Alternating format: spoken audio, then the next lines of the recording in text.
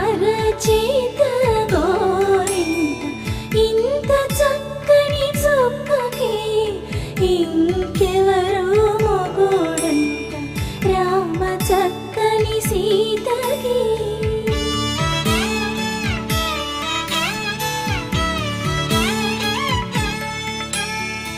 ఉడత వీపున వేలు విడిచిన పుడమియల్లుడు రాముడే,